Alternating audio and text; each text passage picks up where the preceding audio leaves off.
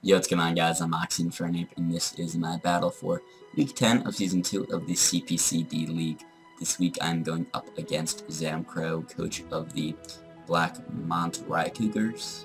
Hopefully I pronounced it correctly. You're close enough. But going into this game, I am currently 7-2, and he is 8-1. This is the final game of the regular season. So the winner of this game will actually be top seed in the Kalos conference. So that will be pretty big. Now, actually, I didn't realize till after this game, the playoffs are actually done inter-conference. So that means that I'm actually not going to play. That means that the 1 seed in the Kalos conference will not play the 1 seed in the Kalos conference, or play the 4 seed. The 1 seed in the Kalos will play the 4 seed in the, I forget what the other conference is called. It might be Kanto, but like it's like the 1 from one conference plays the 4 from the other conference, and then 2 versus the other 3, and it keeps going for the top 4 seeds in each conference. So I actually would not. So my goal basically was to, for my last 2 games, to win both of the last 2, so I could get the top seed in the conference, and play the 4 seed in round 1, and not play John or Zamcro, and not have to beat both of them for a second time. Because if I lost one of my last 2 games, then I would have to play John or Zamcro. So I thought I'd have to play John or Zamcro in round 1, but actually it's not how it would work because we played the other conference anyways. So kind of didn't matter as much as I thought it did. But I'm not gonna do team builder because in case I do play Zamcro in playoffs, I don't want to show things I don't have to. I'll just briefly go over my team. Scizor was kind of bulky with Sword Sands for his 2 attacks. Oriama was the Soul Vest 4 attacks. Feeny was Scarfed. Lando was 3 attacks, Rocks with Dragonium Z. Houndoom was I think 3 attacks and then a little tech move that I will not reveal. And then Zebstrika was Magnet Rising, Para Ice, T-Bolt, Full Switch. So I'm just going to lead with my Zebstrika. Now he brings pretty much what I expect. I just thought he'd bring Crobat over either Mesprit or a little Muck that is a Mega Diancie, by the way, I just want to clarify. I mean, really everything I expected. The Manaphy Zygarde and the Mega Diancie he's brought every single game, so I expected them in this game here. And I'm just going to leave with Zebstrika as he does leave the Diancie. So he will just click Protect turn 1, which is alright with me. I just click Full Switch because it works for his 5 to 6 mons. If he goes into Zygarde, that's alright. So I just go for Volt Switch again, thinking he might stay in or switch into something else. He does go right into Zygarde, so it's okay though. So I'm just going to go right for my Magnet Rise, and he does go right into Manaphy, probably predicting me to go right into Lando, or maybe Feeny, I guess. So he goes right back into this on my T-Bolt. I guess he's predicting me, but like I'm not even really trying to predict, and I'm okay with this. I'm just gonna keep making my plays, not try to over-predict, because I know he is pretty aggressive, and I don't want to over-predict, and I'm just gonna keep clicking my moves, making the plays I want to make, and not overthinking it, not now at least. Just kind of keep clicking buttons, but like I'm putting more thought into it than that. Let's go right for hidden Power Ice, he does go right into Muck, and that does like nothing. We see that he is Black Sludge though, so he's not Assault Vest. Seems to be like nearly max def, if not just max def, and careful. So interesting to note. So I just go right for Volt Switch as he does go for a Pursuit. I thought he might. That's okay. We get some knowledge on set, and I don't have to take any damage on something I'm switching into, so that's alright. So in comes my Scizor, which is pretty defensive. I can live in 1 hit, especially because he's not very offensive, it seems. So he might just go right for a 5 Punch here. I just go right for a Brick Break, predicting him to maybe go into Manaphy or Cobalion on a potential Bullet Punch or maybe U-turn. So he just goes right for Knockoff, which is annoying. He gets for my Iron Plate, which could help my Bullet Punches, but that's alright. So then he goes for a Pursuit, predicting a Switch, which I guess makes sense, because, I mean, I did switch, but I don't feel like another safe Knockoff could have been alright if he... So I feel like knocking off something else's item could have been maybe more helpful. But he does actually get a crit on Scizor, which could come into play later. I'll talk about it when that comes up. So I brought in the Feeny, thinking he might go into Manaphy, and I think he might want to go into Manaphy or maybe go into like Manaphy or Cobalion, I think is what I was predicting again, and I didn't want to Brick Break not too much to Manaphy anyway, so I went into this.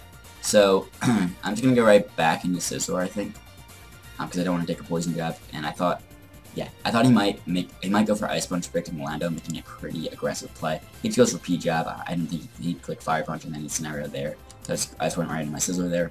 So here I'm just gonna click Reese just to try to stay healthy, because I've been pretty weakened by this Muck here. So he goes into Mesprit, so he's probably got a Fire move here as I go right into my Houndoom, and he goes for the Fire Punch here. Now, I actually was not Flash Fire. I wasn't really going into Houndoom because I thought it was Flash Fire. I just kind of realized once I took the attack, oh yeah, I could be Flash Fire, and I'm not. That's silly of me. I just went into it because I thought I might set up rocks, maybe U-turn, maybe just, I mean, even a fire move I could still take. I kind of forgot in general that I get Flash Fire until right as soon as I saw that he hit me, and then I realized, oh, I'm not Flash Fire, so that was kind of dumb on my part, but it wasn't the biggest of deals, but still it was just annoying at the time. Could have potentially been pretty impactful. So let's go right for a Flamethrower, predicting him to maybe go into Muck, because I thought he might predict me to go for Dark Pulse, because it makes sense for this versus this, and if he wants to go into Manaphy, which could be a good switch in, then, you know, Dark Pulse makes sense for that, so I thought he'd go into Muck. He just stays in click U-turn. Probably was Culver, not certain on that, but could be. So he goes for the U-turn, gets a crit, which is kind of annoying. Doesn't matter.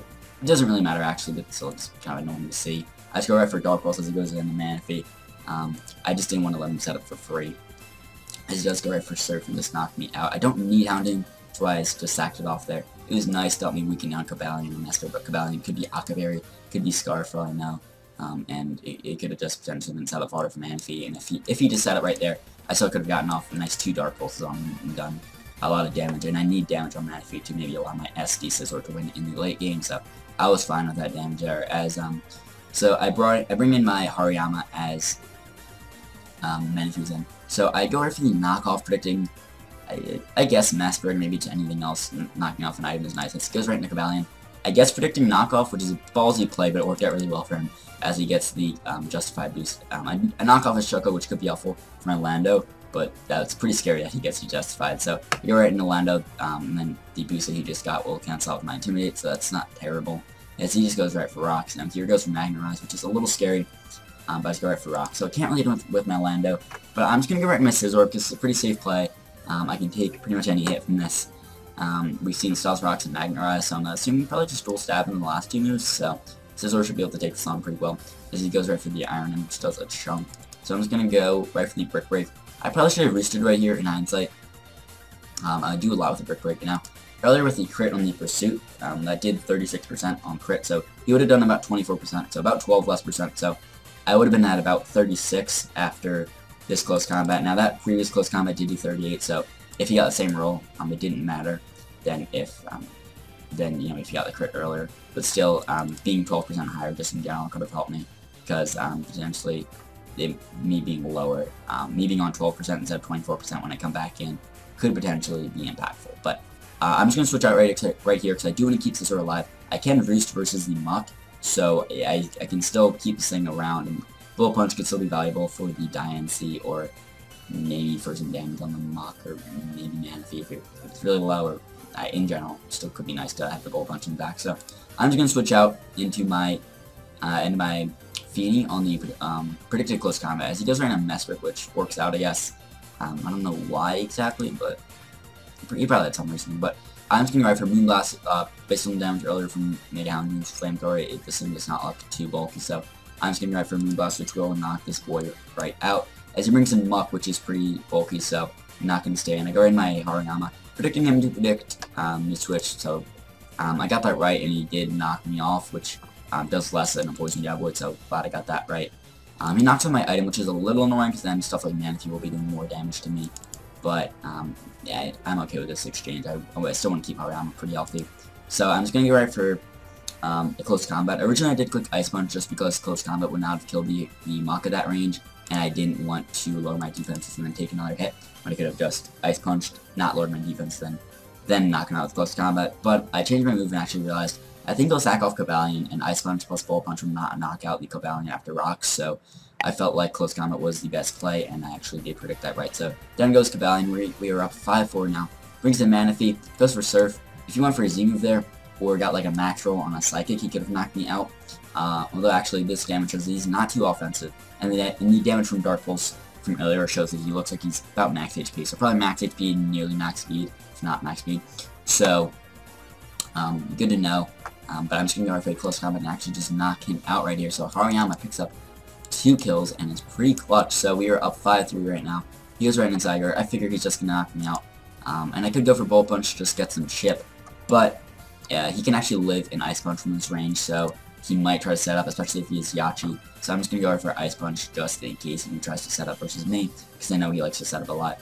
He does go for the air, it's just knocking out, that's fine. He takes life orb damage, which is good to note. So I bring in Lando here, and my plan is, I'm just going to go for my Z Outrage, and I'll knock this thing out. And I'm just going to hope he does stay in, and he does stay in, and that does plop him. Now, I didn't plan to outspeed him. I didn't think I would. I'm not super fast on Lando, so I didn't think I would, but I guess he's just very slow on Zygarde. So that worked out. I still could have lived in one hit, so that was the plan, but I guess I didn't need to live in one hit because I outsped. So in comes the Mega Diancie, so he's already shown Protect. I don't think he has Empire Ice. Oh yeah, we saw. I don't think he has Empire Ice, so I'm just going to stay in, and even if he does, it's not the worst deal. I can still bring in Scizor. Or maybe, actually, yeah, probably Scizor. But still, he does not have Empire Ice. I'm just going to be able to live the hit, go for Earthquake to knock him out. Then in comes the Muck. I don't think he has Shadow Sneak. If he did, he didn't go for it. It wouldn't have killed anyways, and I just knocked him out with Earthquake, so that is GG to Zamcro. So we get a nice 4-0 win. I am now 8-2 to finish off the regular season, which is a very nice record. I'm pretty proud of that.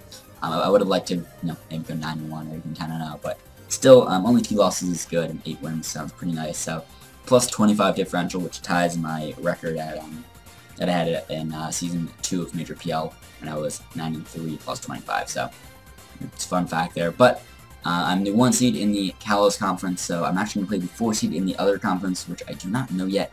That game might go up next Tuesday. I feel like we might get like a break week, just because I know there are a fair amount of games that need to be made up, and I know like me, John, and Zamcro have finished our games, but I don't think anyone else has finished their 10 games at this point that I'm making these videos, so not really sure when the next battle will go up, but I am in the playoffs. There are a total of 3 rounds, potentially. That is if I keep moving on.